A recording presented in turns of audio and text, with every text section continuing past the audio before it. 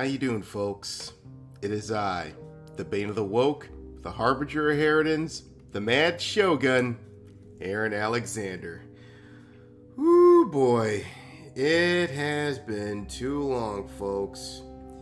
It's been a long time since we talked here, and let's say in that time since I moved down here to Florida from the hellish landscape from Chicago. And by the way, as I'm recording this, I found out last night that they got rid of Beetlejuice, Lori Lightfoot, only to replace her with someone even worse, who's basically a figurehead of the goddamn teachers union in the city. Oh my god. Chicago, I have to say this right now. It's a good thing I left that town for a while. I swear to God.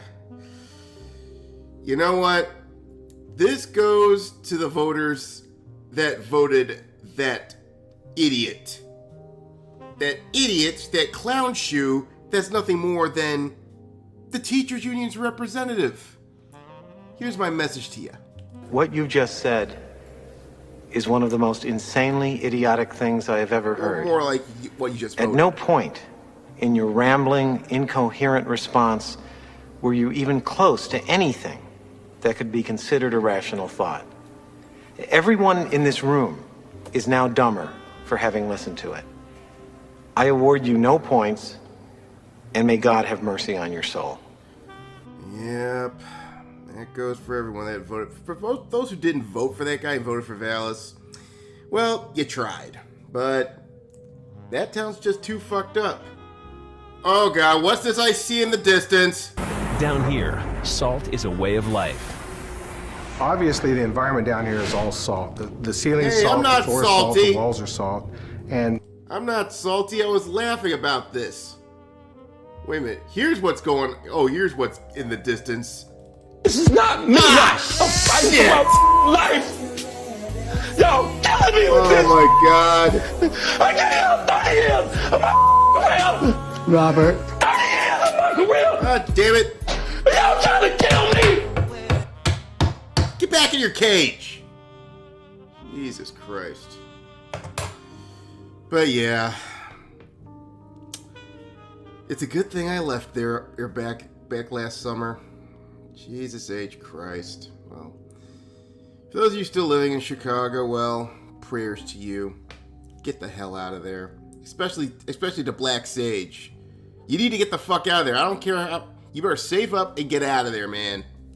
That place is going to be like Escape from New York in the next 2 years. Anyway, so, getting back on point here. What have I been up to the last 8 months?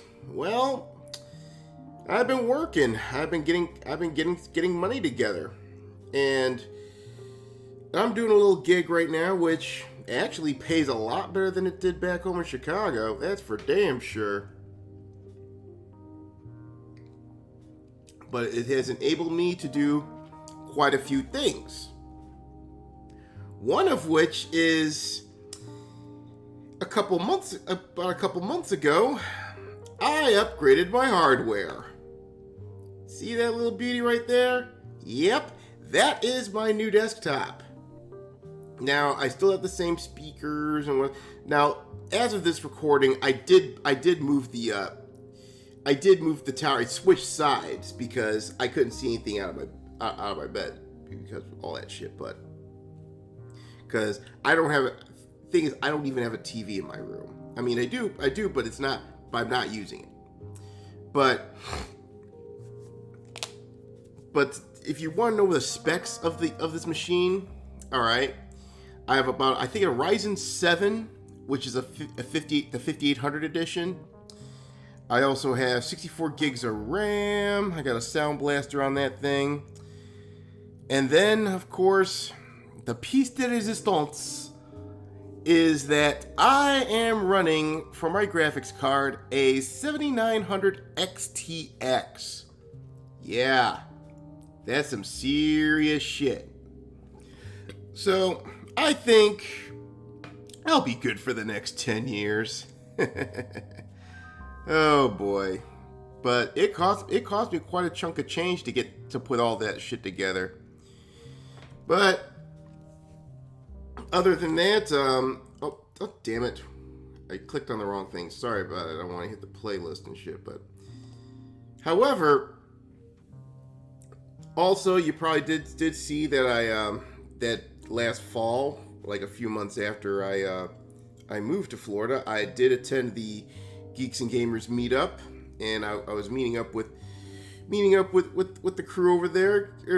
Shot around, introduced myself, and hopefully when they do have another meetup, I will be attending for sure. And I think you already know the story about this. It was actually Vic Mignogna who got me in. I swear to God, because they ran out of room, but you know, my boy Vic, he got me in, man. And if he's listening, you know what? Shouts to you. I know right now I'm getting a lot of freaking heat from a lot of the Kick Vic jagoffs, including one of them who was doing the that Ripple crypto. I don't know. I think I heard last I heard Doku wasn't too high about that, but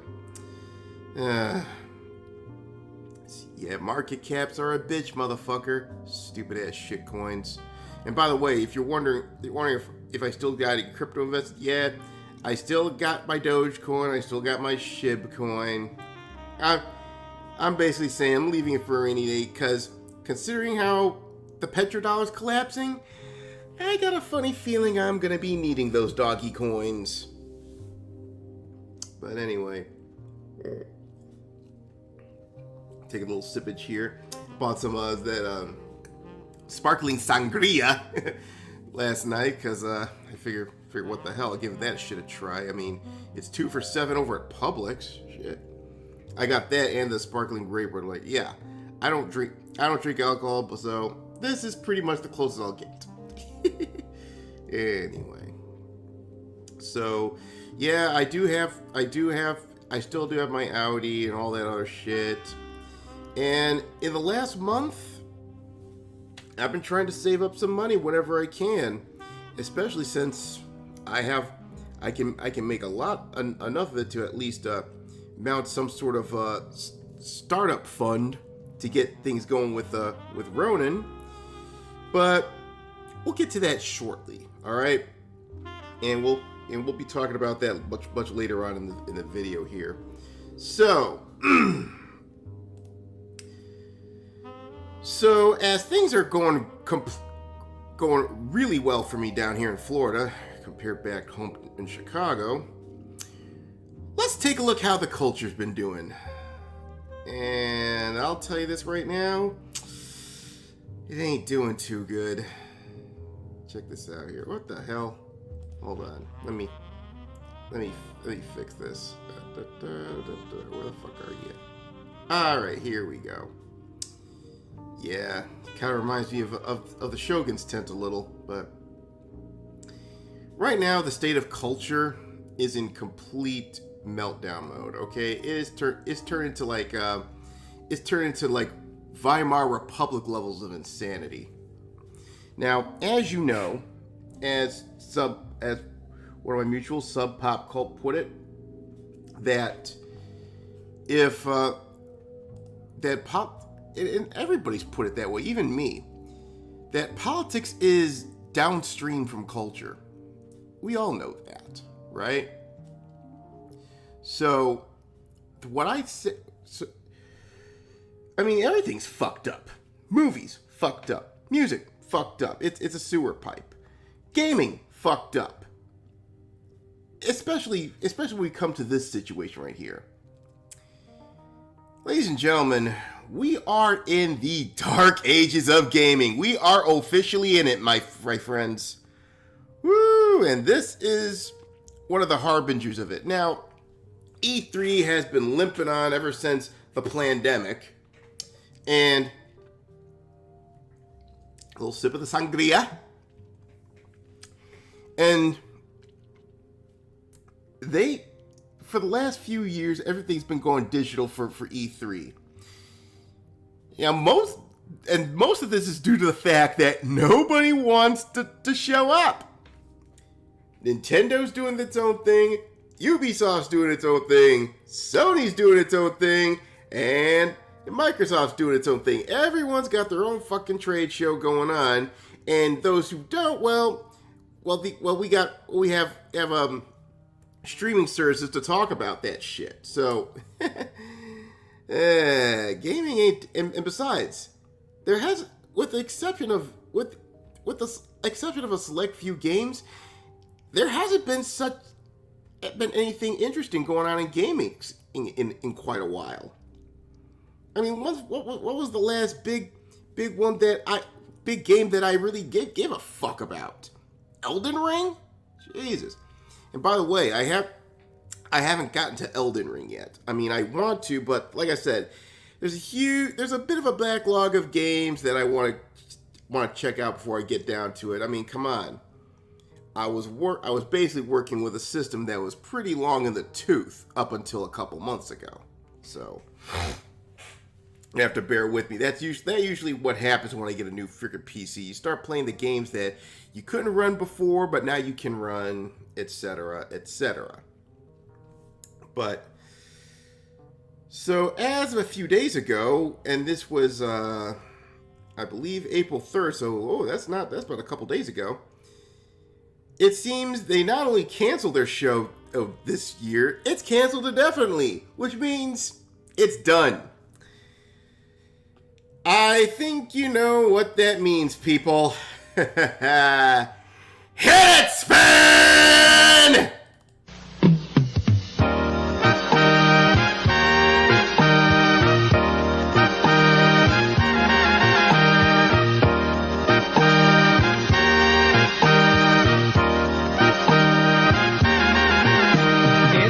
After midnight and my show's a nightlight and I'm cancelled. The movies are cheap and put viewers to sleep, so I'm cancelled. Oh, I miss using that soundboard. But anyway, but like I said, every other company's doing its own thing now, and let's just face it, with the exception of Nintendo, most of these companies are become freaking boilerplates. I mean, Square Enix is starting to fall off with their what was that? What's that game? Forsaken? I don't care what it is. It looks stupid. It was stupid. I mean, shit. I think Dev, otherwise known as Short Fat Otaku, tore that fucking game a new asshole. And it's really hard to get excited for anything in the gaming industry now. I mean, especially since not only any Western development is turned into some Marxist woke agitprop bullshit, but that shit's starting to seep into the Japanese market. Now the problem here with their whole thing now is remake everything, like Resident Evil 4, you know? I mean, the Resident Evil 2, 3, that was necessary. That's fine because they had the tank controls. But 4, they should have left alone. Okay?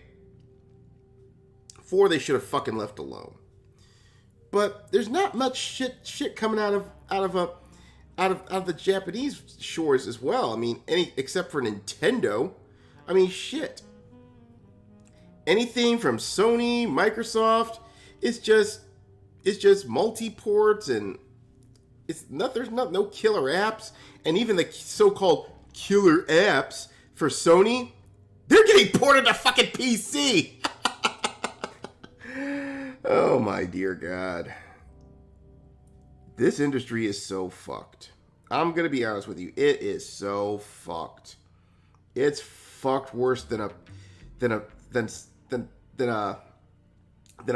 Panamanian hooker in a cat house. Jesus Christ.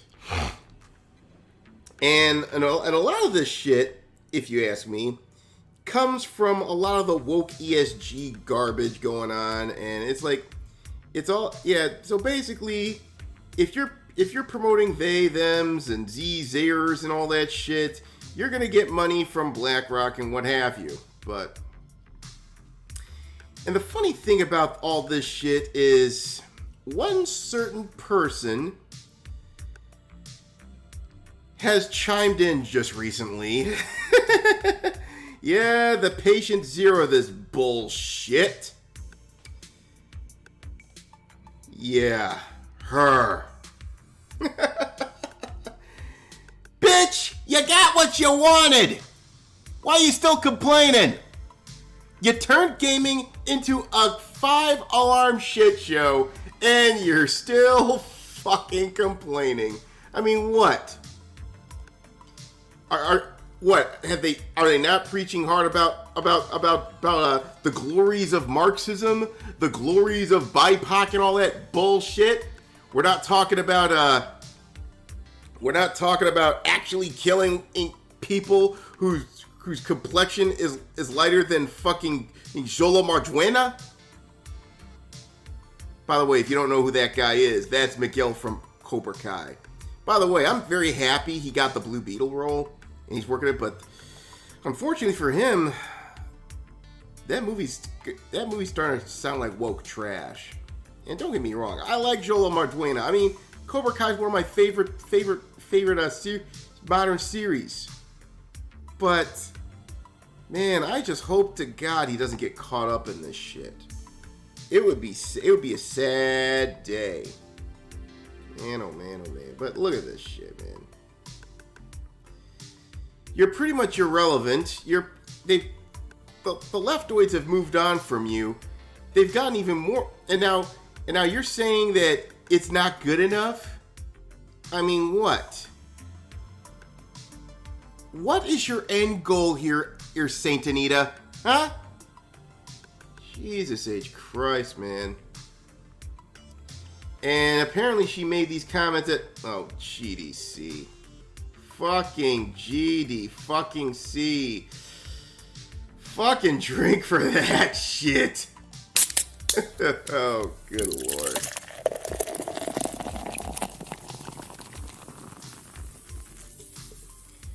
Reason 55 of why the gaming industry is fucked.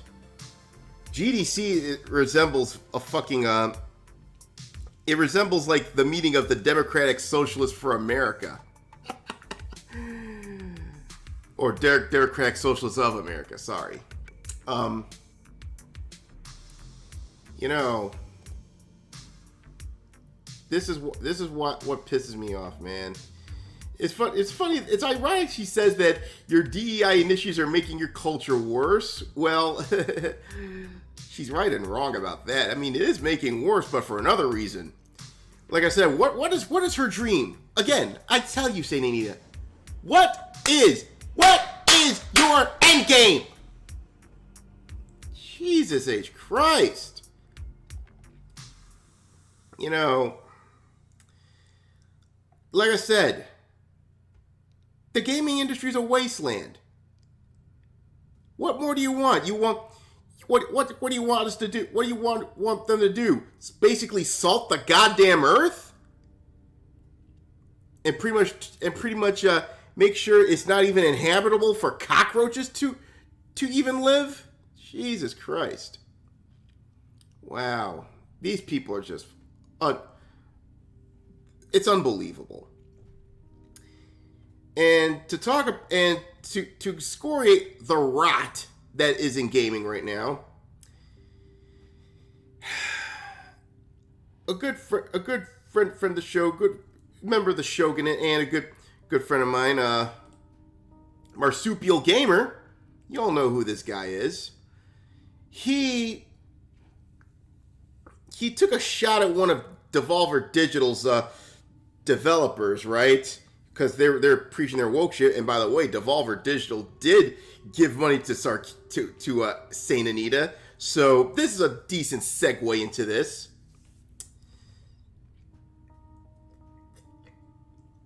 A little sip of the sangria. About to run out, by the way.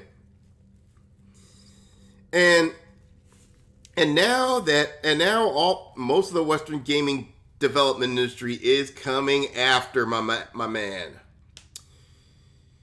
Oh my God. even Devolver Digital, whoever's doing doing their social media, basically told him to fuck this guy. Whew, this is how fucked our industry is right now. And the sad part is, and this is what I want to talk about later on, is the indies aren't pumped. I mean, there's few signs of life in the indies, but they're very few and far between at best. And the reason for that is because, and I think this could be by design, is that game development, with the development timeline has become long as fuck. I mean, shit. How long has it been since the last GTA title? A decade? And I think that's going to keep. And I think that decade's going to get even longer, especially since they eliminated crunch. I mean, you don't have any passions anymore. You got a bunch of grifters out there that says, "Oh, I want to work in gaming." It's a mess, man. And not only that, it's a high buy-in to develop anything decent anymore. This is the only saving grace that these squatters, as I call them, have in the gaming industry, because I think they're going to be there for a bit longer. I would say 5 years minimum, because the only reason is because due to the high buy-in. All right, you need at least a good amount. You need at least mid to high six figures at best to make anything decent. All right. Yeah,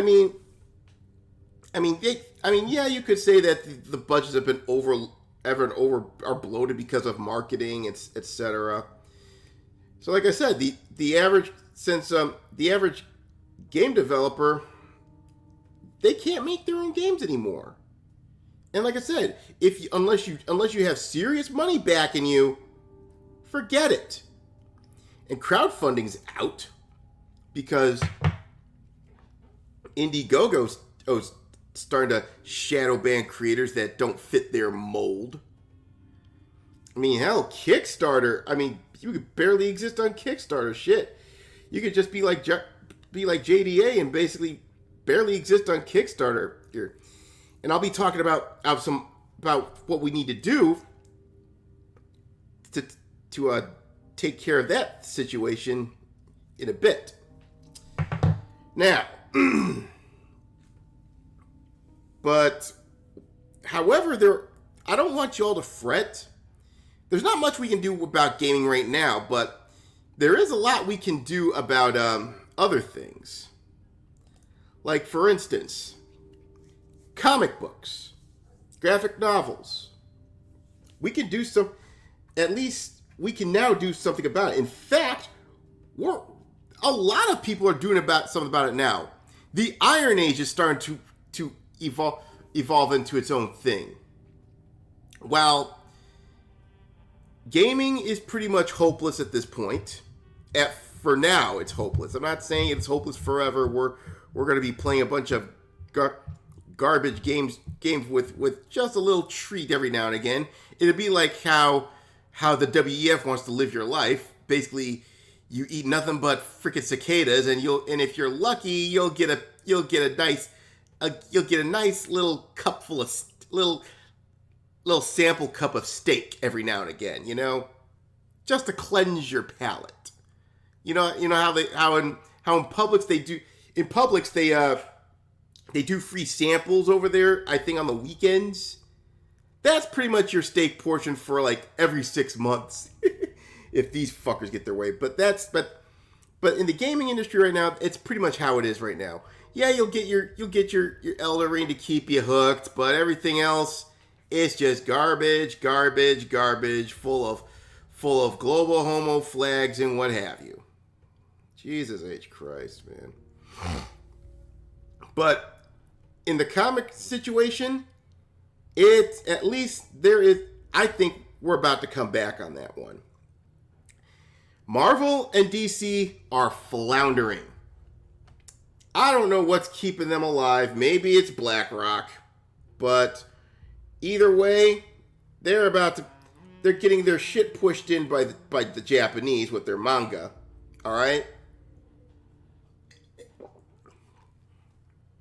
Takes care of the sangria here.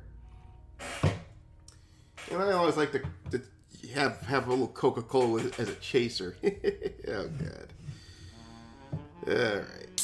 Yeah. Yeah, you know I still love my Coca-Cola, man.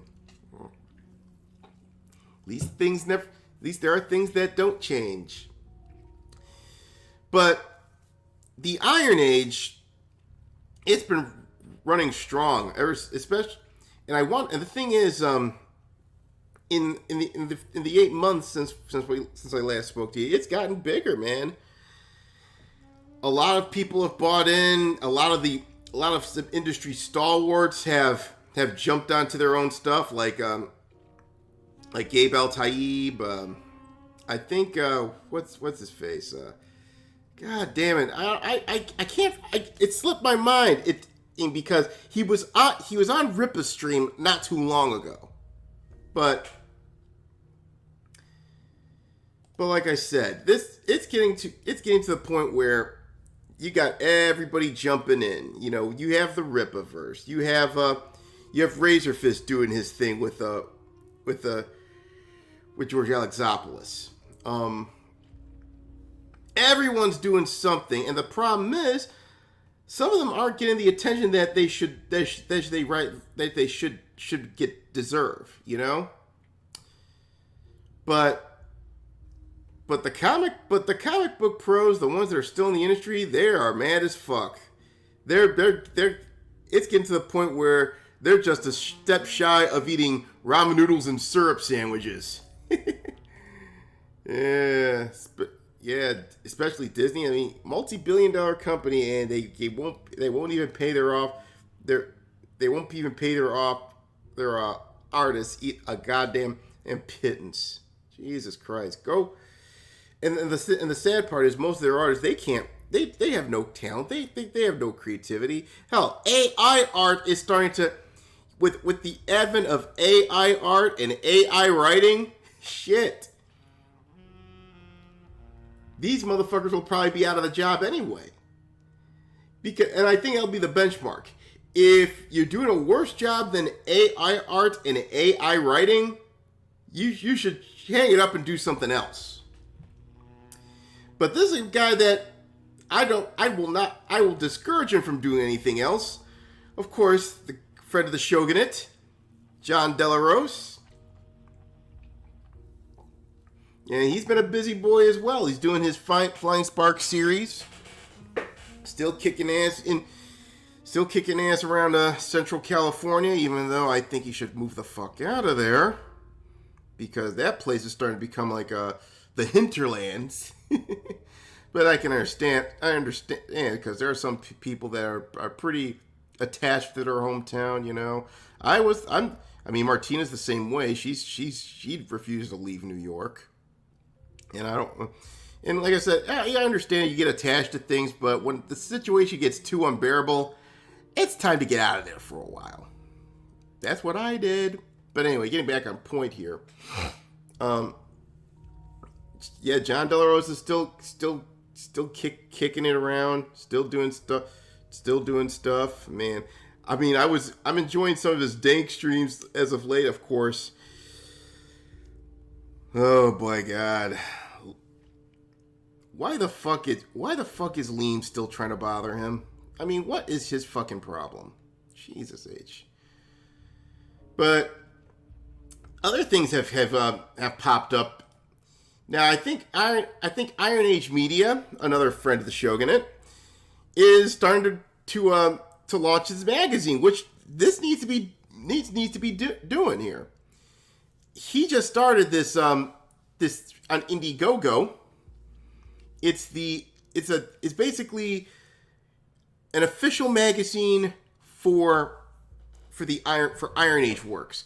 It's called Anvil. And I know this is going to be a little bit of the it'll be about the whole crowdfunding thing. It's just like we used to do on the Shogun's tent, huh? But he only needed $2,500, but he's made 4 times that, going on 5, almost halfway to 5 times that. And he only got 27 days to go. Wow. Wow. That is impressive, man. Because, oh my God. I'm still trying to find that money thing here, but anyway,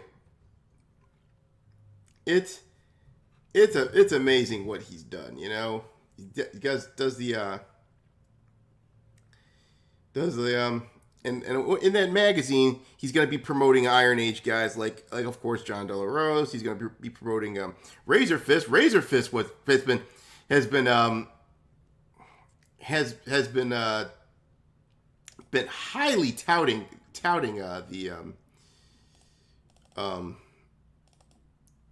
what you call it, this. He's been touting. That's probably another reason why. That's probably why he's been doing what you call it. He's just shilling about that, and I'll tell you this right now. This is exciting because now you'll have creators doing, and I hope this expands further more than comics. But I'm telling you this right now. Anybody who wants to get in has the wherewithal to do this, to get into the independent scene, get into the Iron Age. I have a feeling Anvil is going to be your go-to. It's going to be like bounding into comics for some other things, you know. Now you'll have multiple sources. You'll have bounding into comics. You'll have this. You'll have Anvil. You'll also have niche gamer if whenever the Iron Age decides to gets enough money and money to finally go after that industry. That's why I say it's going to be another at least 5 years before we even talk about going to the video gaming industry, because we need the IPs. We need the IP support first, and yes, the only 2 things that we have no way into the industry is because of IP support and money. But this solves the first part easily. Because you'll see other people get promoted, and like I said, it'll be through word of mouth, etc. And hopefully, considering that the money he's raking in, I got a feeling he could probably do this bi-monthly or eventually monthly, just like how Game Informer used to do during its inception. Did you know that Game Informer,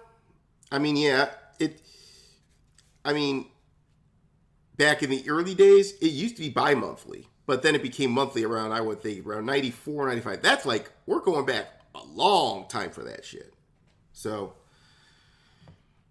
but I think Iron Age Media can do this bi-monthly, and if they get more money, more traction, they can start doing this monthly. At least I hope so. So for now, I'm very happy about this.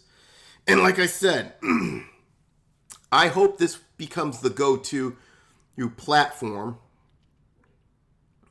that we could use to promote our work, you know? Not just comic books and graphic novels, but tabletop games and what have you. So, because if you get on there, people start reading it, you know what happens next.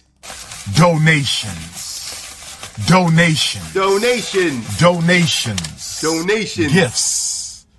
Gifts. Gifts. Gifts. Gifts. More gifts. More gifts. And more gifts, more donations, and more gifts. And speaking of gifts, and more gifts and donations and what have you. Yep. Once again, it's time it's time to shill for the exiled queen of NYC nightlife and the ultimate arch enemy to Brittany Eventi. I'm talking about, of course, Martina Markota. Now, I know I've been shilling this on and on and on, going all the way back to covering this on the Shogun's tent. But the reason I bring this up is because I feel this graphic novel doesn't get enough love. All right. Now another reason I'm mentioning this is because that recently Martina's been pretty busy herself. I mean, she got onto the Beanie stream. She got onto Timcast IRL, and you know what? I say congratulations to her on that one. I mean, I did congratulate her a few weeks ago, but now I'm pretty much making it official here. But she's been doing the rounds, doing some podcasts, which I think is a great thing. And not only that, and the funny thing is while I'm mentioning Timcast right now, I mean, it seems there's a bit of a turnaround since last year. Last year, I was chastising the Beanie for pretty much ignoring all the independent shit out there and basically saying, nobody's doing nothing. But at least he's starting to take the blinders off. He's invited Martina to the Beanie compound to do IRL. And he's also invited Ethan Van Sciver, which I think is exciting. I mean, the only criticism I have right now is, like I said, give your guests some room to talk, you know? Shit, I don't understand you're trying to have a discussion. Sip of Coca-Cola. You're trying to get a little discussion going on, etc., but he's got the same problem. He's got the problem, and I'll admit I have this problem too, about hearing the sound of his fucking voice. You know, I mean, anybody with a big ego can always falls in love with the sound of their own fucking voice. Again, I fall victim to it too, because you know that anytime that I'm on a stream, I like to go back and hear myself. I know that's pretty self-serving. I'll probably be going back and forth with this video, trying to hear myself saying, okay, what did I do wrong? What did I did right, etc., etc. Because obviously, you know, I do have a bit of a stammering problem, but still, I'm very glad that Martina is out there shilling out her graphic novel, especially after all the bullshit she's been going through. And yeah, and on a side note, I am pretty upset with Brittany Venti about her basically lying about the situation with about the development of the book, about the whole mass situation. And the funny thing is, wasn't it Maz that basically called out Brittany as a titty streamer? Yeah, she was a fucking titty streamer, but like, again, and that's beyond onto the shit. But I'm pretty upset at Brittany right now, because she's got some long-standing beef against Martina for some stupid reason. But I'll elaborate more when we talk about that shit. That'll be further down the line. But I do congratulate Martina with actually going out there promoting, which I'm very happy she's doing. Also, another thing that's happening to Martina right now is hold on, let me see if I can find the link here, because because I'm sure some of you know about God damn it, I'm trying to find it here. There's something that you should also know. Hold on, here it is. Okay, I found it. All right. Not only Martina's been busy professionally, on the personal level,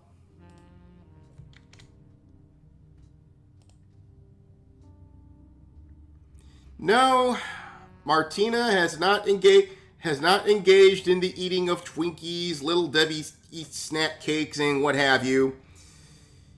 That is not fat. That is a baby bump. Yes, our girl is with child, and it seems like she's a few months shy of welcoming a junior alchemist to the world.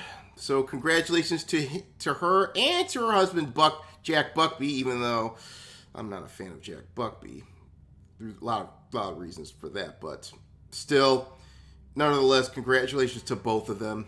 And I'm very happy that she's having a child, especially since there's been some of her naysayers, especially some crazy ass stalker or Britney simp that accused her of having no eggs, etc., etc. Well, now of course they're moving the goalpost, but still, congratulations to you, Martina, if you're watching this, because like I said, hopefully, in my opinion, hopefully you don't just stop at one, okay? Just don't. Anyway, but moving on, we also got to talk about a few other things in relation to into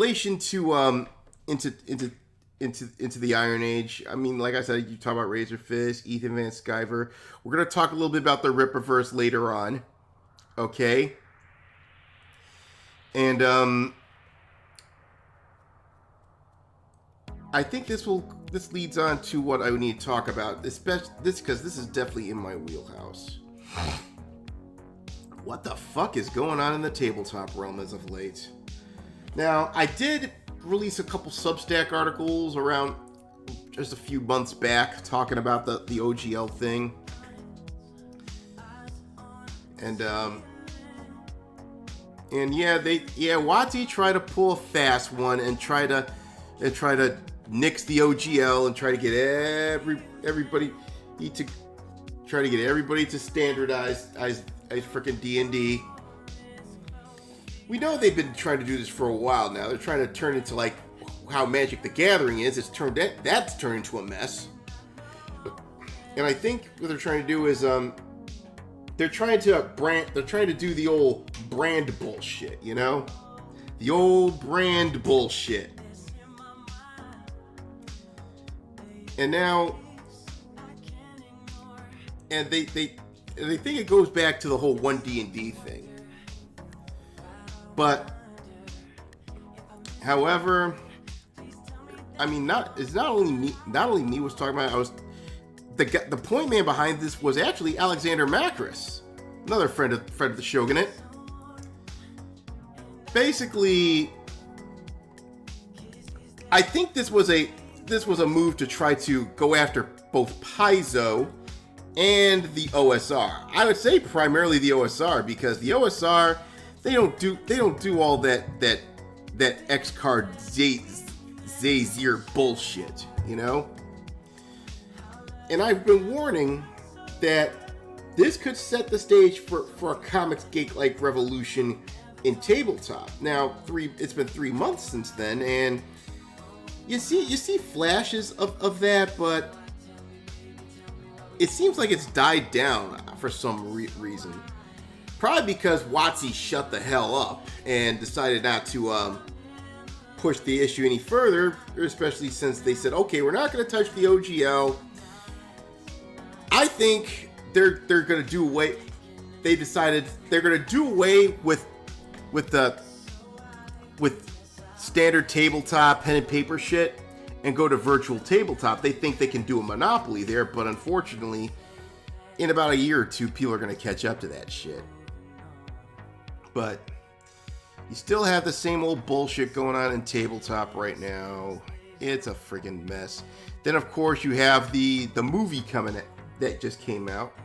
Now, Josiah, another good friend of the Shogunate, did a review with Epic Mike, and he lauded it. He lauded the D&D the D&D movie. Says it wasn't as woke as people like to think, but the problem was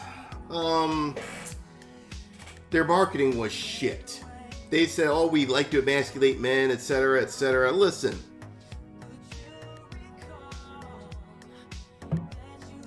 Most of these Marxists and these wokey Zoomers, they're odd. They don't buy. It's as Eric Cartman is quoted to say, hippies don't buy shit, and neither do wokies. Okay. You know what? You know where they're at? They're not going to the movie theater. They're not playing video games. No, they're on TikTok. Okay. So, you're not going to pull them from their fucking cringe shit over on TikTok. Alright? And little thoughts on that. Yeah. I don't like that new that act that's supposed to quote unquote ban TikTok. Bullshit. It's the Digital Patriot Act. What a Faustian bargain that is. But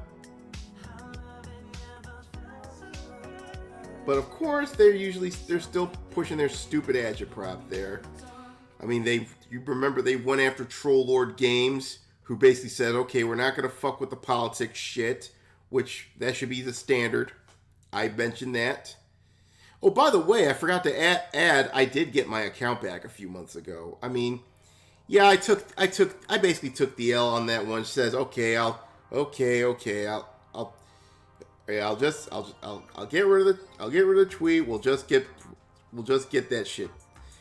Because like I said, I trust Elon more than I do the likes of Yoel Roth. But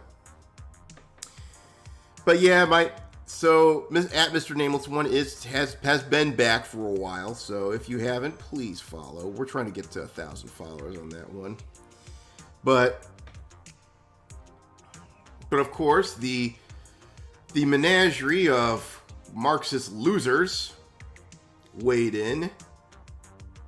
Jesus H. Christ. Of course, the Nazis. I swear, it's funny.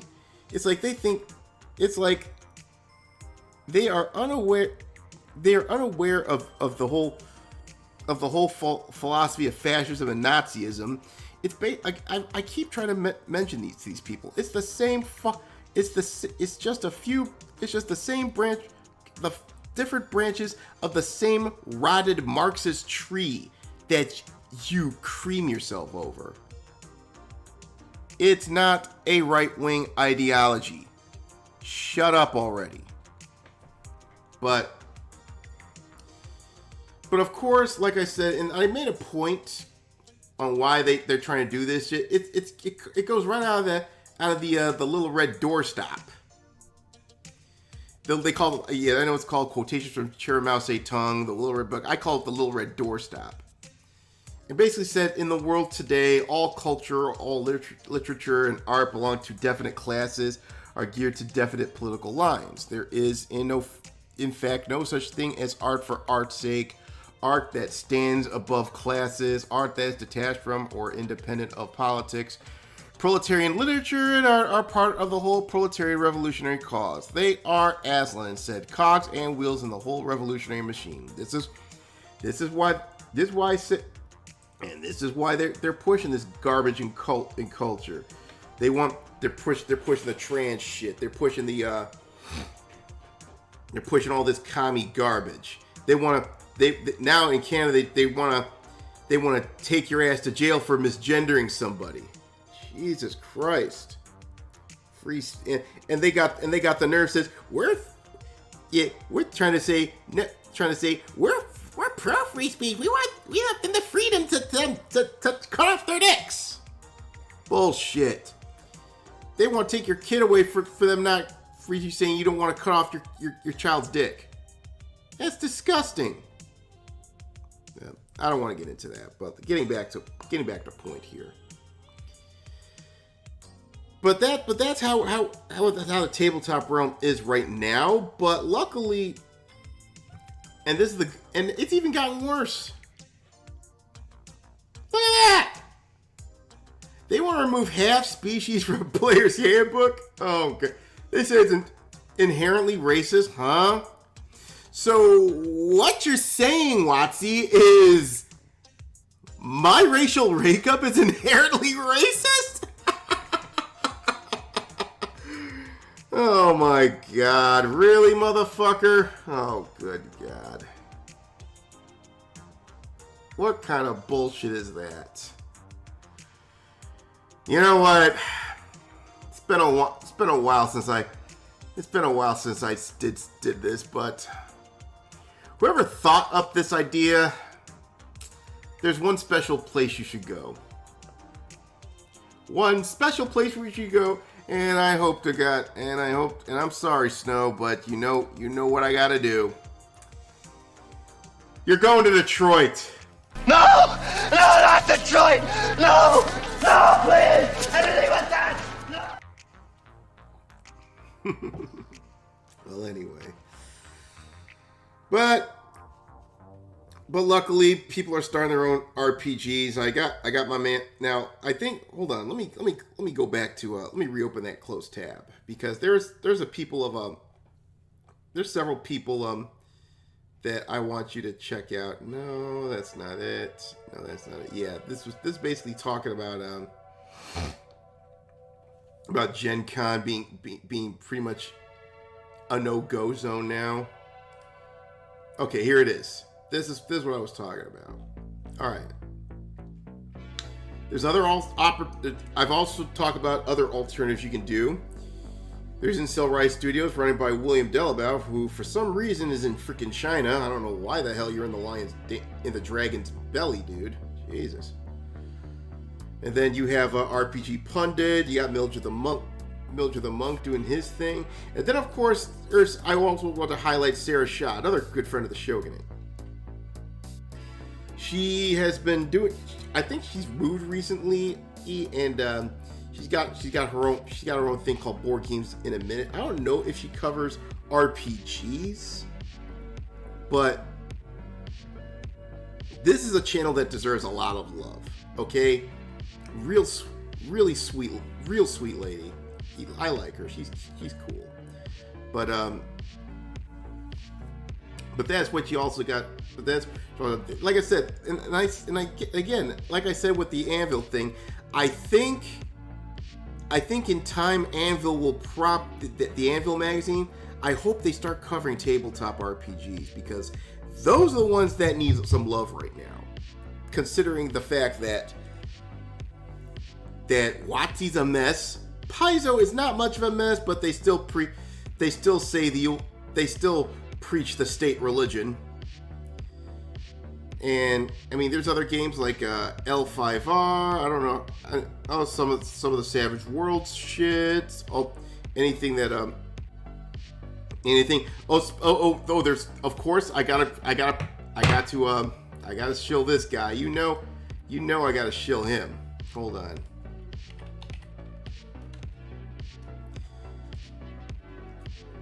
Because I don't talk about this guy enough, in my opinion, and I think he should get a lot more attention than he has right now.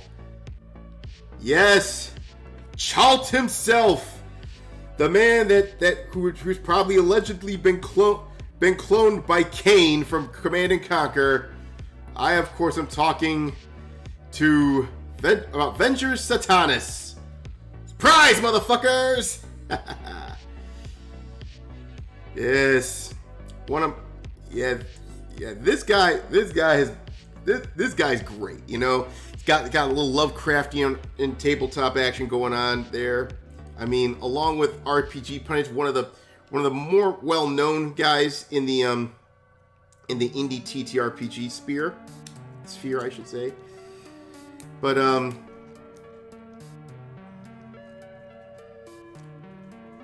like Venger. He's amazing. He's gonna be doing another VengerCon, and it's going to the DoubleTree.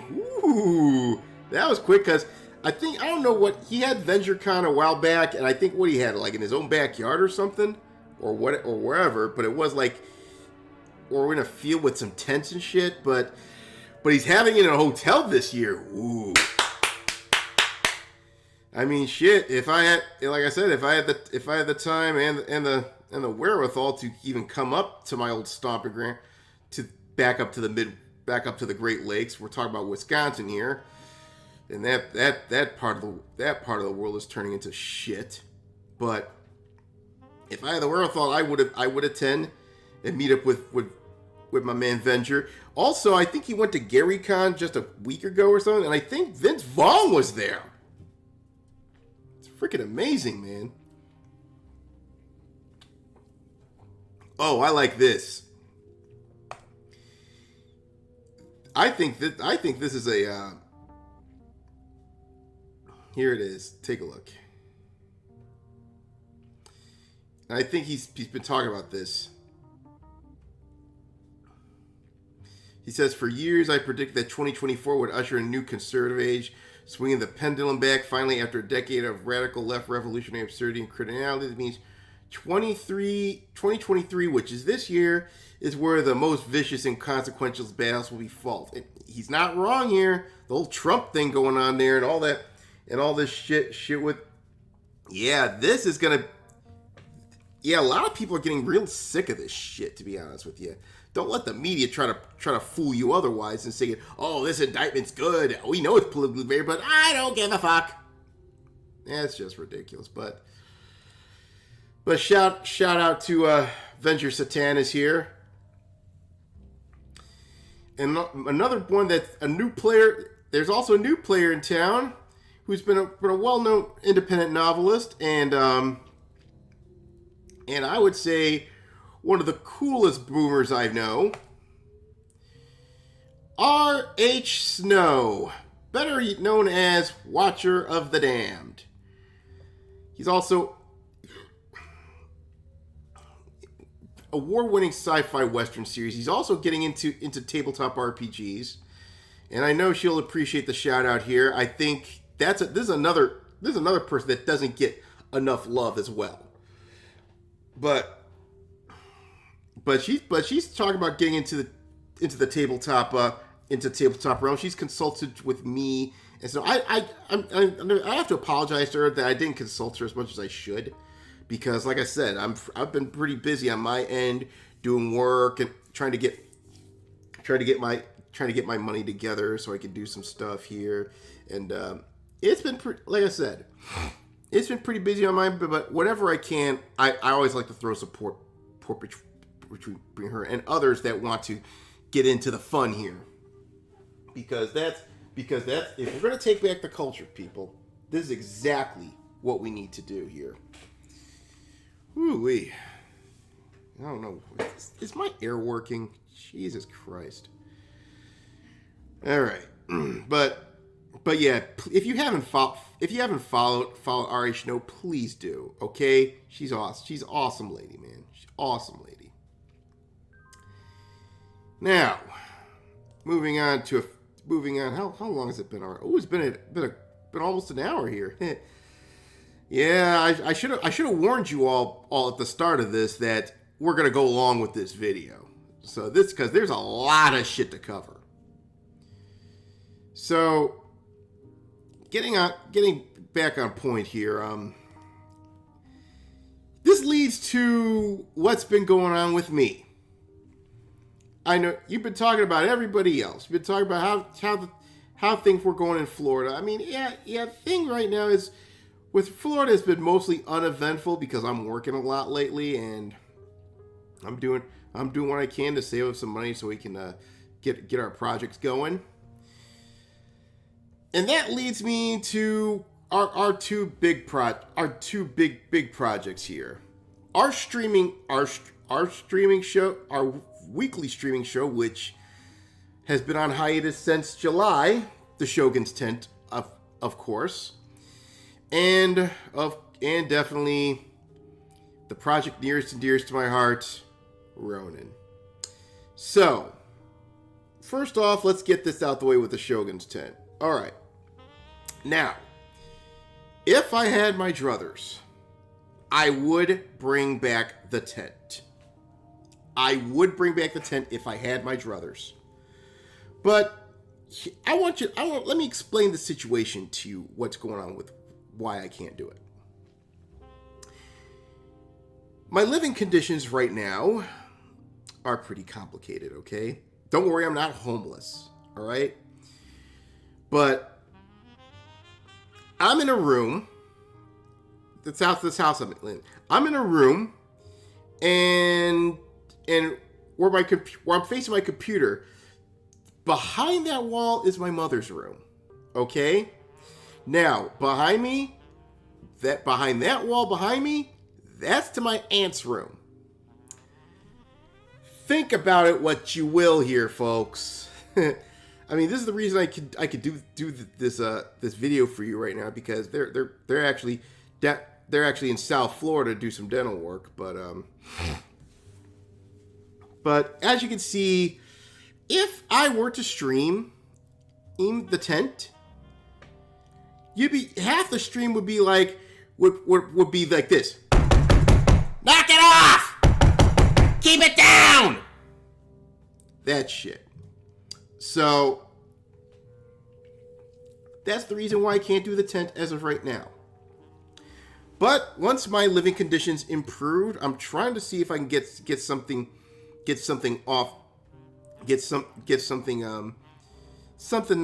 immodest, so at least I can stream in peace without someone bitching and moaning every time and going like this to my freaking walls. Jesus Christ. So until that situation is remedied, which won't be for a while, the stream, I'm afraid, is going to stay in hiatus. And don't get me wrong. I wish I could bring it back for you, because I feel that it's very necessary to have a weekly stream for you, especially if we're promoting other stuff, especially since a lot of this is starting to take off now. Well, Iron Age shit, etc. Especially in a few years where we might actually start breaching the music and the movie scene, etc. I think the Iron Age has a very high ceiling, and it's a shame that I can't have a weekly stream for you to chronicle all this. All right? And of course, chronicling all the bullshit going on in the mainstream. Sure, because you gotta have your little gotta have a little salt with your sugar here, people. Now, as for RoNIN, on the other hand, the plans are. I mean, I did run into a bit of a hiccup last week or two, because I had to take care of things with my car. But we're on track. I'm hoping later this month, probably maybe into May, that I'm going to start talking to Nick Trinidad and Pablo Romero into getting some new art together, getting some new artwork together. Because of course I do have the money to float that, and I think that I could get a fair amount of artwork with a few by throwing out a couple grand. All right. Now, again, it's gonna be slow going, because, like I said, I don't have an infinite money cheat. If I did, I'd probably have my own place by now. But there is going to be some new artwork coming with that in mind for RoNIN. So do keep an eye on that. Now, as for the crowdfunding project for RoNIN, well, okay, you know what? I'll talk about that when we talk about platform plans. But I do want to do a test session with Snow and the others to do a bit of a quick scenario, talking about vehicle mechanics, to test out the vehicle combat mechanics, because that is one thing that I haven't done for for RoNIN just yet. I want to test out the vehicle combat, you know. So I should come up with a bit of a mini campaign, which it will involve a car chase. So I'm going to talk to Snow and the others about that. But the problem here is I have to flex around my schedule, my work schedule around it. So that's a bit of a weird thing. But another thing that I am working on right now is there's others that I want to talk about. Like, for instance, I want to put out as many as six books of basically RoNIN contracts. Okay, this is the plan right now. 3 of them are going to be anthologies.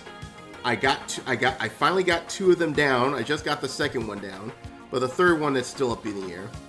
Now, as for the story arc, the 3 of them are going to be story arc books, which I already have the outline to them done a long time ago. But I'm not gonna elaborate on that until I get done with the anthologies. Okay? Now, there are 2 anthologies that I'm working on right now, and the problem was it's been slow going because I'm actually going about this wrong. Okay? The mission structure, everything. I want it to be more sandboxy, but unfortunately, I find myself getting drawn back into narrative writing. And I don't like, and that's not how RPGs either. I mean, I like to write and shit, but you know what? That's not how RPGs are all about. Here, I'm gonna show you what I'm talking about here. All right, let's see here. I know I have that tweet pulled up here. Okay, let me copy this. All right, let me pull up that tweet here. Here we go. Because let me show you the trap that I find myself in right now. And this is courtesy of the Basic Expert, another mutual follow. Been following me since the whole OGL fiasco. I think he's a great account when he's talking about tabletop. Now, he put together a meme in which he basically says, the Virgin Storyteller GM, hand waves travel, we have to get to the plaque. Ask permission for permission to kill a character and fudges. Need to trick players into thinking they have a choice. The plot narrative burns out, spends hour per. Well, the Shogun has been guilty of a few of these sins. But as we all know, it is not that you sin, it's how you learn from your sins. So, I'm going to have to do my Springtime for Hitler thing, my Springtime for Hitler campaign again. I'm not going to restream it again, no. Rewrite it so it's more sandboxy and just reduce it to bullet points. Hold on, I think I wrote it. Here it is. I basically sold a response that I might have to rewrite some aspects of my campaign book. I'm trying to adapt a sandbox style with RoNIN, but I also want to tell a story. And he's giving me some good advice about this. Have future events players can interact with. For instance, am I setting the Southern Sultanate attack the Northern Kingdom? My players can interact with that or not. They're choosing to flee and regroup at the most, so now I interact. So basically, it's more fluid. The players sort of dictate where the scenario will go, and you really have to think on the fly what you want to do. And like I said, I tend to have a little bit of trouble with it, but what I want to do though is for the campaign books is I want the DM to have the ability to do just that. Okay? And so I'm going to be at least I can knock down my page count, which is a good thing. You get a map, you get a map prep. You get a map prep, etc. That's all you get for the major point, for the major points, etc. And basically, and I think that's how most DMs should be doing it. It's we gotta learn how to wing it, because because I think the problem is everyone's so used to the whole critical role way of doing things. Everything has to be scripted. Everything has to be doing this. It feels like fucking WWE when it was scripted, when Vince was in charge of creative. Unfortunately, he's in charge of creative again, but I don't want to talk about that right now. But that's the thing, though. You know, explore more. This way, you get people exploring more of the city of Chicago. In the RoNIN universe, you know, explore more of the town. You start driving around. Of course, you get every now and again you get accosted by a bunch of some guys going around there trying to wipe down your car with squeegees and shit, or someone try to attempt to carjack you or some shit. You know, I want that kind of enjoyment in your tabletop op sessions. You know, I mean, so what I'll do is I'll go back to Springtime for Helen and then do and pretty much streamline the whole thing down. You know, put personality profiles, etc., and then have the DM do the work. Because I think when I originally wrote Springtime for Helen, I think the whole deal was for me, basically, because I tend to have a hard time, and it's mostly because I got zillions of things going on inside my head, and of course, then you have the stammering, so it's hard for me to talk. So you already know what's going on here. All right, hold on, let me get out of here. All right. Yeah, I forgot I had my links window up again, but moving right along here. Get back to my notes here. So that's what's going on with RoNIN. We're gonna have new artwork coming. I'm gonna talk to Pablo and Nick. Okay. I am gonna be working on the anthology. I finally completed the outline to two of them. The third one I'm working on, but I want to get the anthologies out of the way before I could do the story arcs. Okay. Because there's a lot of ideas that I have in mind for some of the story arcs. Okay. Now the question is, how am I going to get the word out about this? I mean, I know what people. I mean, Twitter right now is my best engagement, and it's shaky at best, considering the fact that I am subscribed to Twitter Blue. I mean, you can tell from the fucking checkmark I have. But everywhere else, like YouTube, forget it, because you already got people being demonetized, being shut down all willy-nilly, even though Mama Susan's gone and this scumbag has taken over. It's gotten even worse.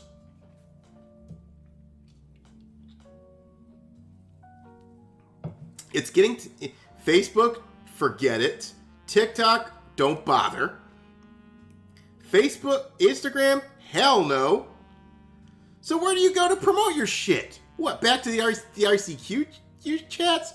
Go back up to BBS and shit? Well, actually, and this is the reason, folks, why I'm posting this on Rumble and Odyssey first, okay? So if you're watching this on YouTube, you could have watched this video a couple days ago over on my Rumble. I'm going to leave a link on there, by the way.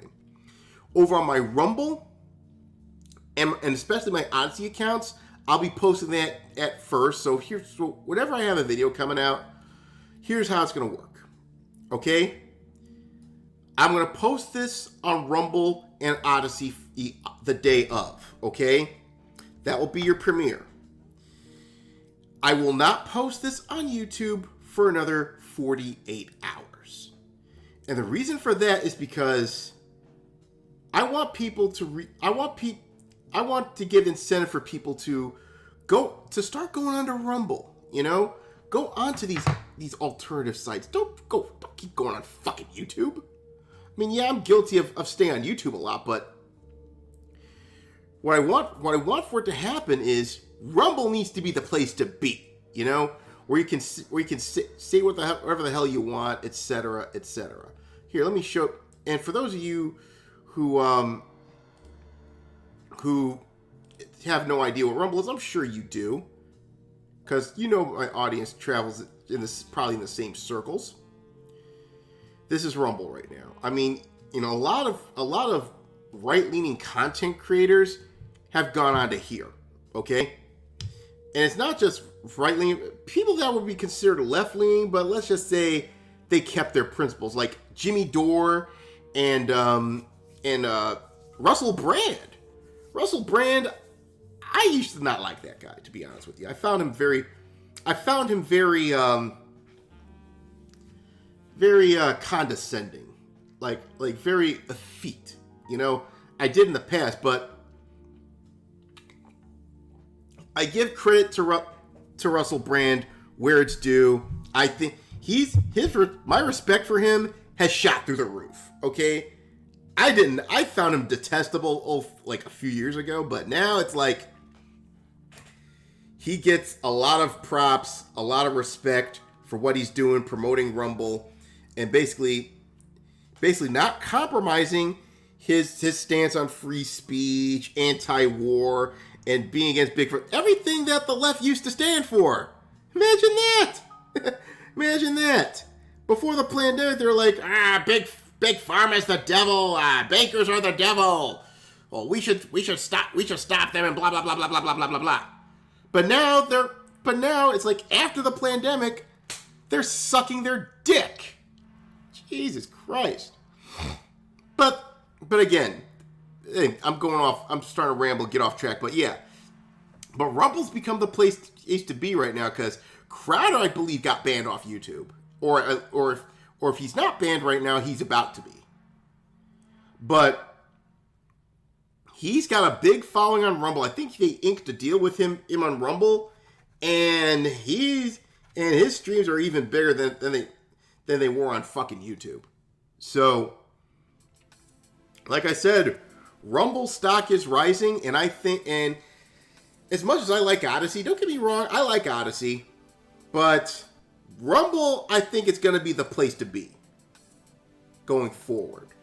All right? And if you're wondering, Aaron, do you have a Rumble channel? Well, I do. Let me show you. Here is my Rumble channel. I only got like 8 followers, but that follow count should be a lot bigger than that, you know?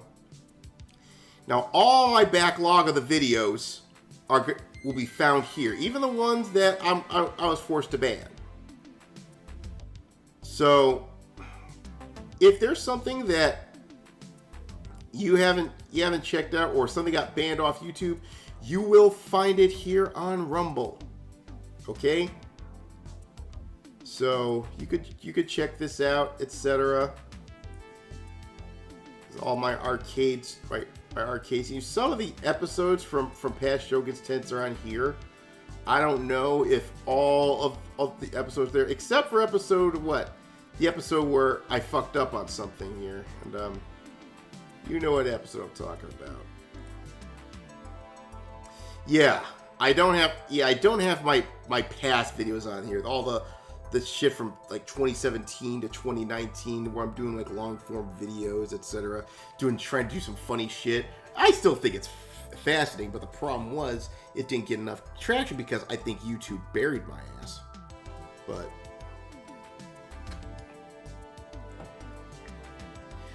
going forward, any video that I release, I'm gonna post it on Rumble and Odyssey right off the bat, okay? I will not post this on YouTube for another 48 hours. Now, I know what you're thinking. You're abandoning you. Well, I'm not totally abandoning YouTube. I'm just not going to be using it as a go-to anymore. Because, let's face it, YouTube is becoming utterly censorious. And unless Elon buys it, which I highly doubt he will. I mean, shit, he probably enter a partnership with Rumble before he even thinks about that. But unless something happens like that, YouTube, it's on the way out, okay? And it's funny that they're trying to become like TikTok, and even that's failing. Shit. You better hope to God that Elon doesn't bring back Vine. He should bring back Vine, you know? It'd be better. Now, short form videos, I'm not against, okay?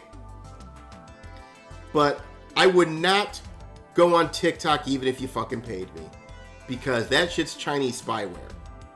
So the best thing to do is keep off that shit. Like I said, if I want to do any short form videos, then you know what I'm gonna do? I just hope Elon brings back Vine. So Elon, if you're listening, man, bring back Vine. I liked Vine. I mean, I never did Vine, but like I said, I appreciate it a lot more, especially since now everyone's got their eyes glued to fucking TikTok. I mean, you should just listen again. If you're just gonna ban TikTok, just say you're gonna ban TikTok and say it's a national security threat. Don't put up some digital Patriot Act garbage. Jesus. But anyway, like I said, check out Rumble.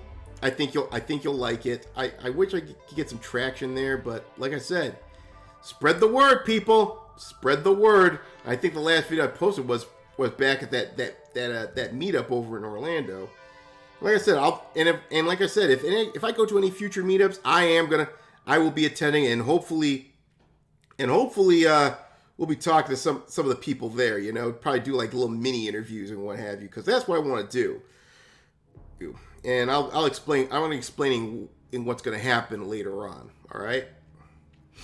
Now, as for what's going to happen, how I'm going to fund RoNIN, except for my job, for my current job, is that again, Indiegogo is starting to shadow ban. Is starting to shadow ban things. Okay, or trying to bury them. Kickstarter, not much better. Even though, they banned fucking John Delarose from that shit. I mean, what gives? Comicsgate was Indiegogo's bread and butter. I mean, what happened? Did BlackRock approach them and says, we'll give you billions and billions of dollars if you stop promoting Comicsgate, and they took their 30 pieces of silver.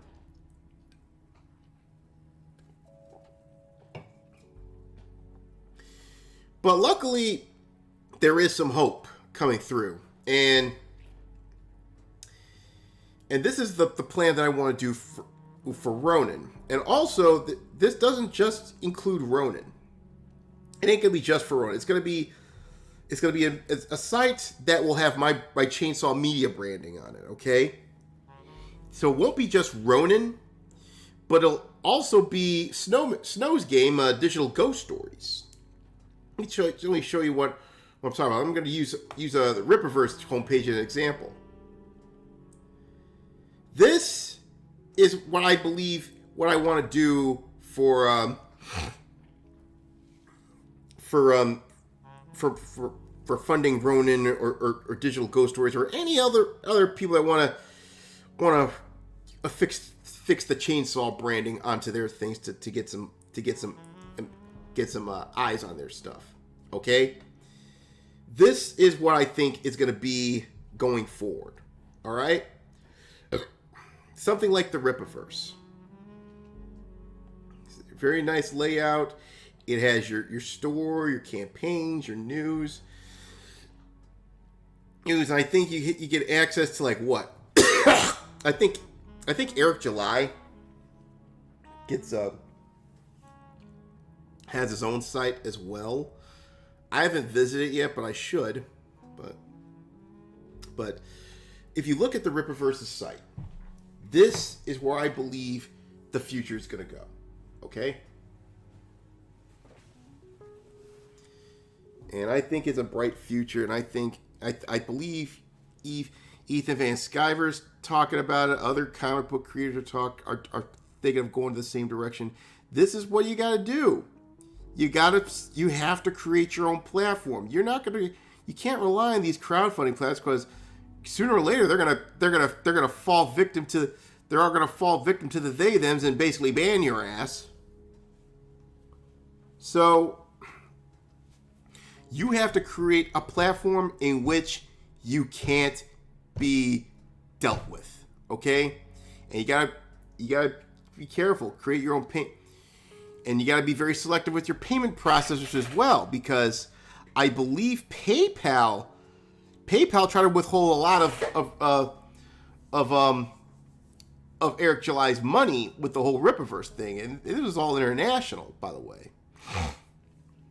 So I would say be mindful of how you operate your payment processor. Basically, like I said, you have to build culture and your platforms from the ground up these days. It is a monumental task. I will say it's a Herculean task, and it ain't for everybody, unfortunately. But if you feel you have the wherewithal, then do give it a shot. I mean, what have you got to lose?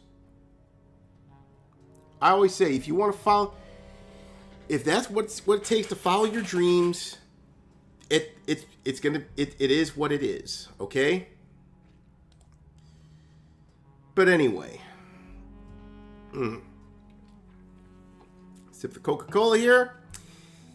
Now, to sort of break up the tension a little, I feel like it's time to bring back a segment that's been the standard of the Shogun's tent. And considering the fact that I now live in Florida, it is time once again, people, to witness the continuing adventures of Florida Man.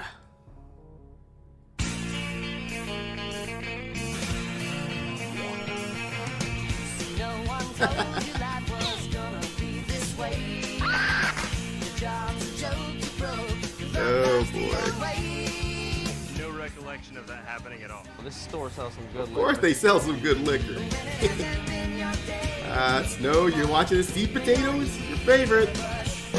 My boy, the scaly boy. How you doing, buddy? Been a long time here. Here's a cookie for you. Oh God, I miss doing this segment, especially now since I'm in Florida. And I can confirm, by the way, I want to talk a little bit about Florida for a bit here before we get onto this. Yeah, it is pretty much half of what's advertised here, because I'll tell you a little story. When I was doing some running down around near South Tampa, I saw some guy walking down the street carrying his dog on his shoulders, like he's carrying like a sack of meat or something, you know. He was carrying his doggo on his shoulders, and it wasn't like a small dog. No, we're talking like American Bulldog. And I'm like, damn, you don't see that shit back home. And also, I think a week or two ago, I saw my first gator.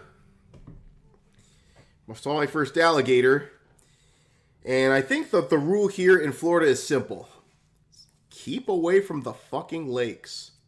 Because you don't know if there's a scaly boy in there to bite your leg off. And also another difference that I could tell you about Florida is, the good news is they don't have geese there. Thank God. But what they do have instead are, I think you saw this in the Florida video, the intro video is I forgot what they're called. They're cranes. I think, hold on. I think the official, I don't know, I forgot the official name of them. Oh, let me type this up. Because they're called something. Sandhill cranes. That's what they're called. Sandhill cranes. Now, sandhill cranes are basically the geese of Florida. Except they're not as annoying. And they sound a little bit more pleasant. They don't... Because back home, when you run to geese, they always had that annoying honk. They got that... all that crap like that. It's very annoying. I hate like I said, I hate fucking geese. They get in your way. They're mean motherfuckers too. Sandhill cranes, on the other hand, yeah, they wander on the road, but at least my animus towards them isn't nearly as nuclear as geese. Because they usually leave you the fuck alone. They're not bad birds. They're pretty to look at, by the way. they do have this like a distinct sound. It's not as annoying as geese. It's not nearly as annoying, but it's like more of a trillish thing. So whenever you hear that little trill, that's how you know that that there's a crane nearby.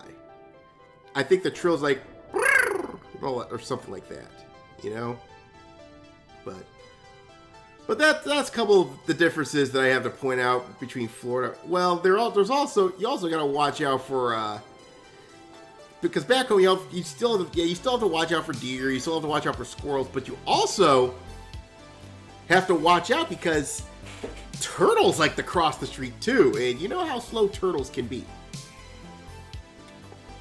At one point I was driving around and I saw one guy get out of his car and carry the turtle across the road.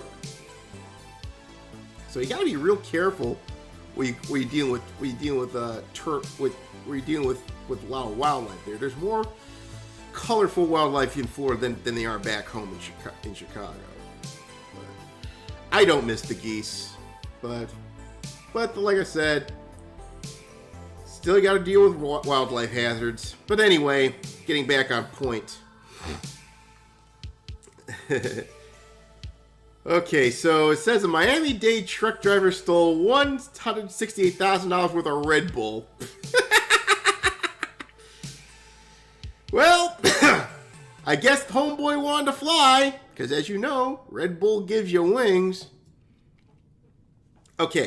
So according to this, it says, according to Miami-Dade police arrest report, Alon Marino, 46 of Cutler Bay, was supposed to take the pallets of energy drink from the Geodis warehouse at 3360 Northwest 67th Ave to a Red Bull distribution center in Fort Myers, but the shipments never made it across the state. Oh, so this is a truck driver, huh?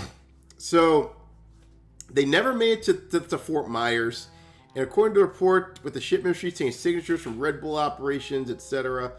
So basically, he decided, oh fuck it, I'll just take the Red Bull for myself. Fuck with all these guys. I mean, like I said, Red Bull's like crack.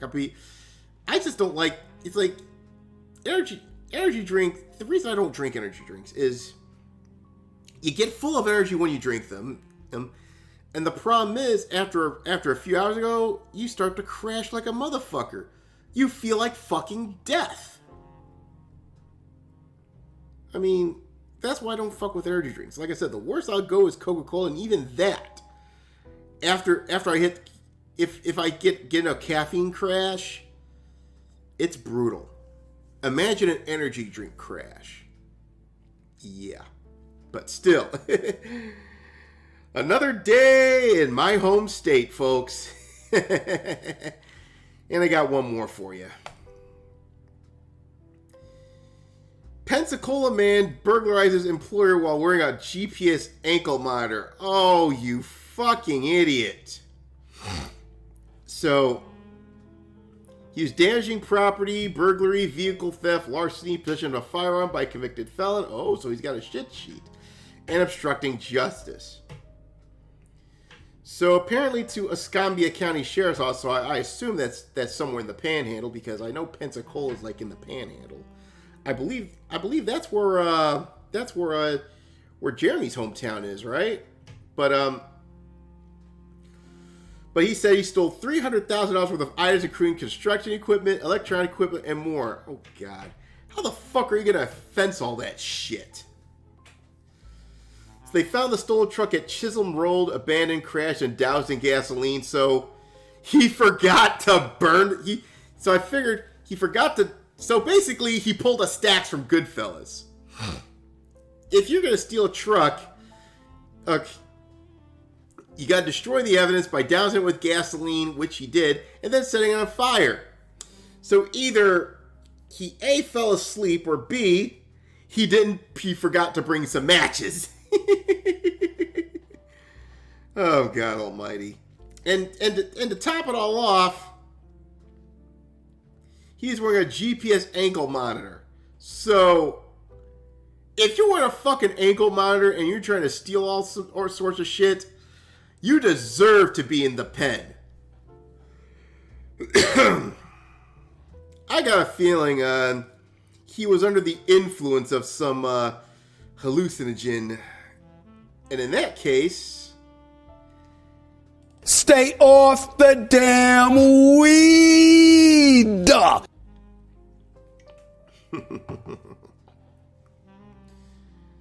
Well, anyway.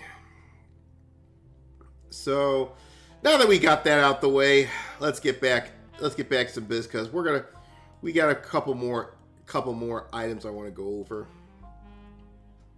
Actually, one particular item. Because part of the reason why I went to the Geeks and Gamers meetup, and of course I was there to have fun, came with them in the flesh, etc. I saw, I did see Ryan Kinnell, Josiah. I linked up with Josiah there. He's cool.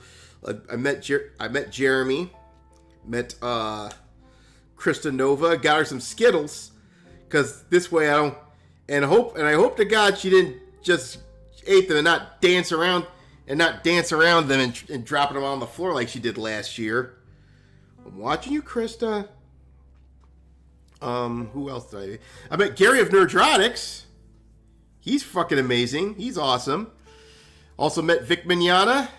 That, again, the guy that got me in. And like I said, if you want to check out some of the stuff that I got to, well, like I said, I do have the video on Rumble. You could check it out. It's also on YouTube and Odyssey, etc. But I met a whole lot of people. There are some people that I didn't get to that I should know about, but like Stephanie, I believe her name was. And who else? I think I saw Chrissy Mayer there for a hot minute. But there was a lot of other people. I think Epic Mike was there. He was a big focus of this. He was a star over there.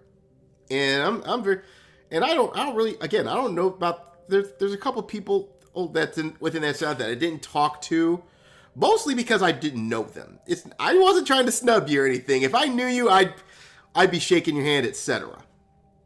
But I knew Stephanie was there, but at the time I didn't know who she was. So like I said, usually the deal is this: if you're being snubbed and I don't have any past beef with you, it's usually because I don't know who you are, or so. But if I do get acquainted with you, believe me, then I'll give you your shouts, you know. So if you do run into the Shogun at any of the meetups going forward, don't feel bad. Don't feel bad. Just shoot around and introduce yourself to him. I mean, I'm not as well known, but granted. I mean, shit, I only got 750 followers on fucking Twitter. Jesus. I mean, if you haven't followed me on Twitter, do so. Get my ass to 1,000. But like I said, so that's part of the thing. I want to start one of the things I want to start networking, and I think a good way of doing that was how Martina Marcones did it. She went on the Beanies East Cat podcast, the Timcast, go on different things. Ethan Van Sciver's doing the thing, and I believe I think John Della Rose mentioned he had a line with Tim Pool. So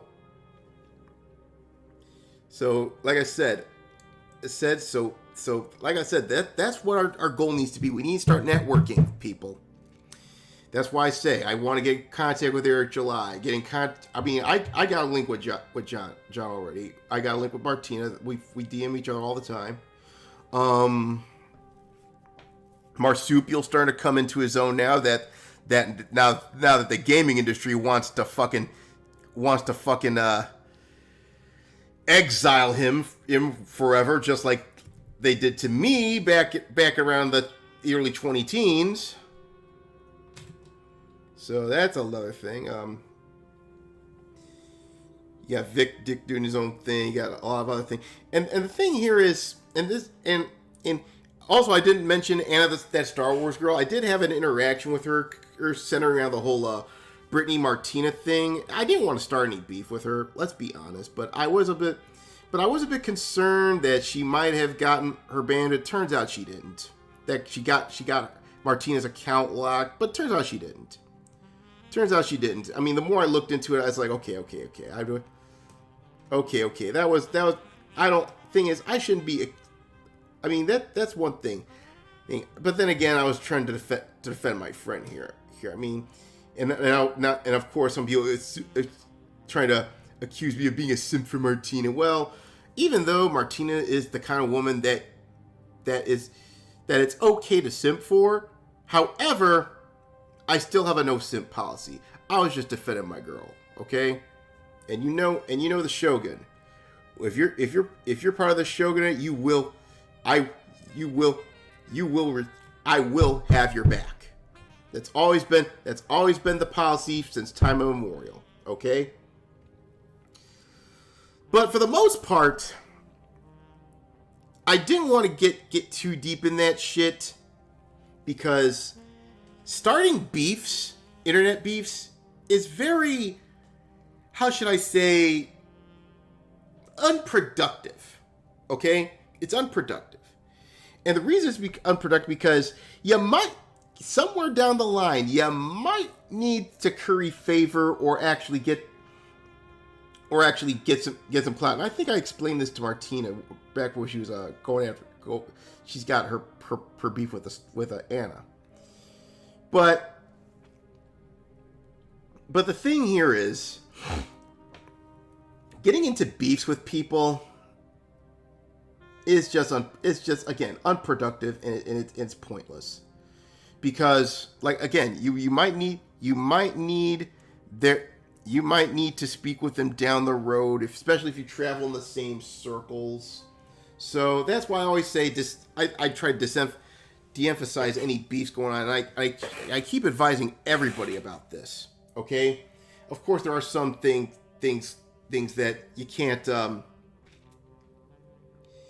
you can't help, like, especially when it comes to Brittany Venti.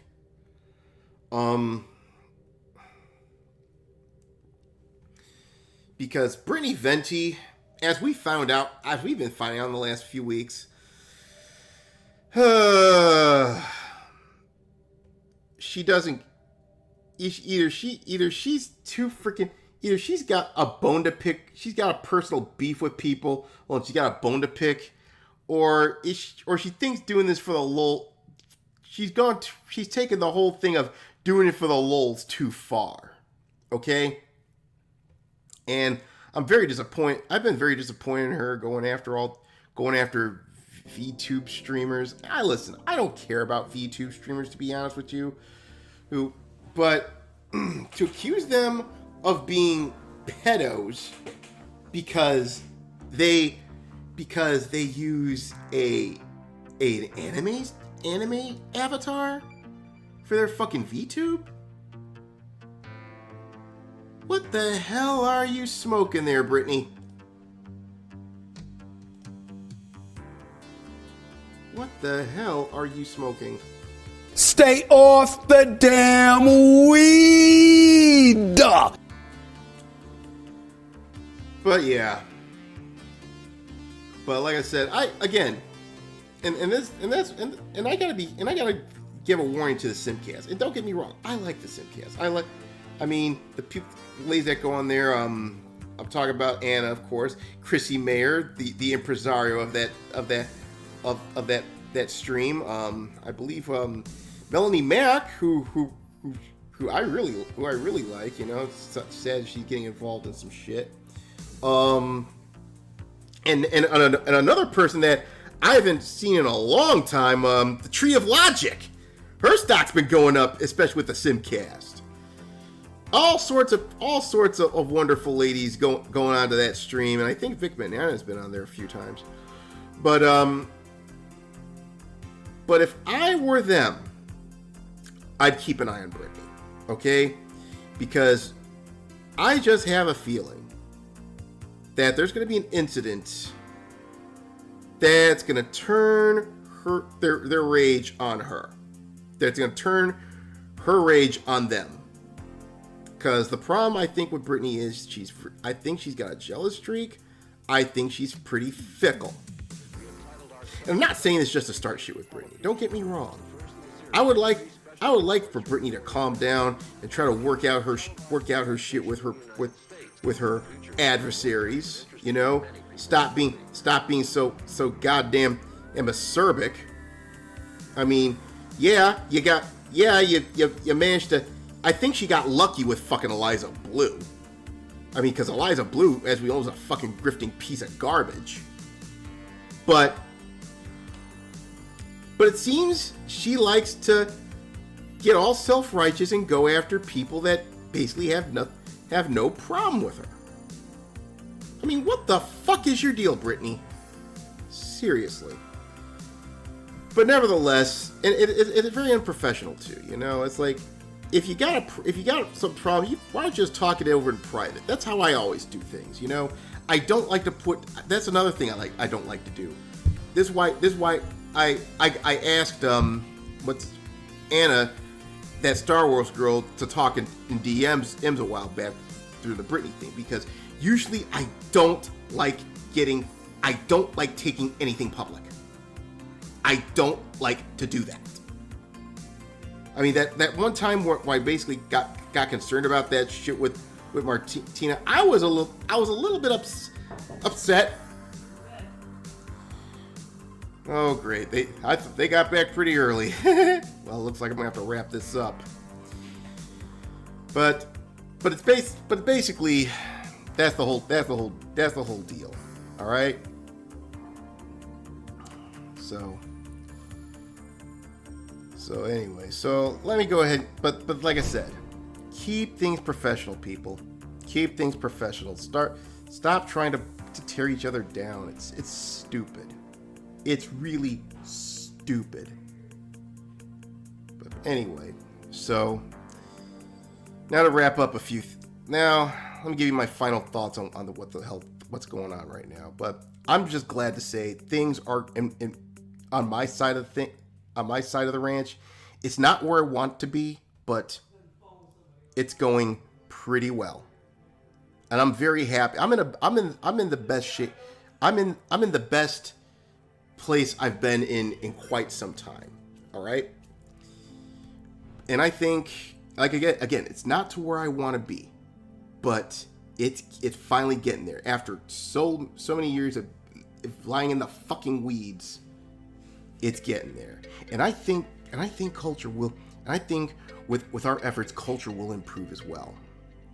And I do want to give some words of encouragement to those who feel like everything is hopeless, everything is that they can't achieve their dreams, what have you, because whatever industry they want to get to doesn't want them around, or they're because squatters thinking that you're not welcome because you don't follow our you're not with it, you're problematic, you're a racist, you're a Nazi, or anything bullshit like that.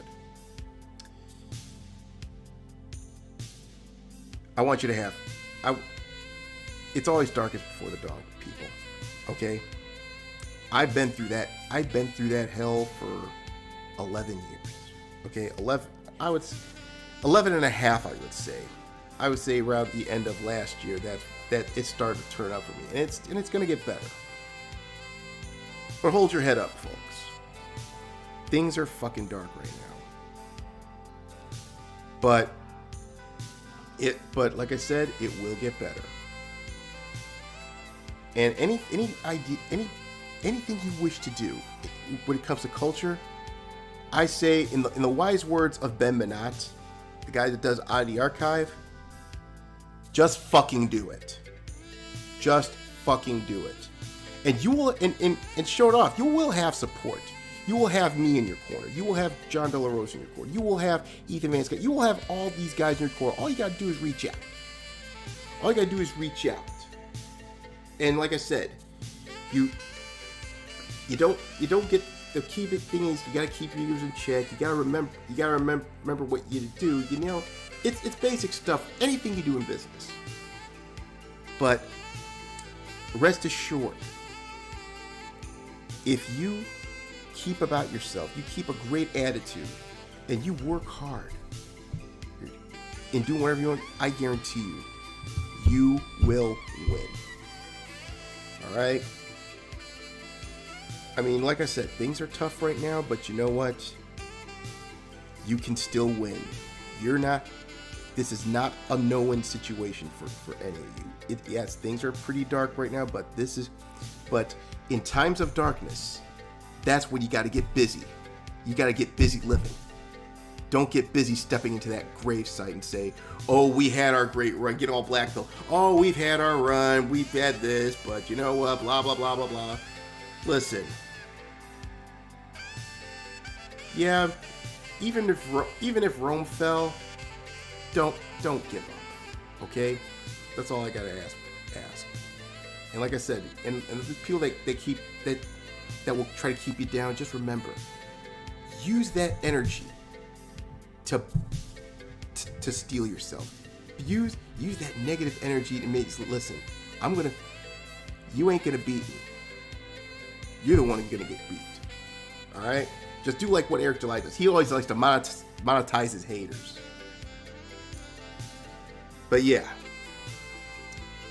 that is the hope I need for all of you right now. Yeah, again, things are fucked, but it can get better. I mean, don't sunset yourself just yet, okay? It ain't. I'm firm believer that nothing is hopeless. And if things don't work out the way that should be, the best thing you can do is take care of your own as well. You know? Because there's a lot of these weirdos out there that want to make you feel that you're alone, and so no. Don't feel that way. Just don't. So that's my goodwill message of the day here. So yeah, it seems my folks just got back from South Florida. So all right, I'm gonna go ahead and cut it right here, folks. So so until we talk again, God bless you. Take care of yourself. And hey, it's a nasty world out there. So please, I implore you, be careful out there. Mad Shogun out.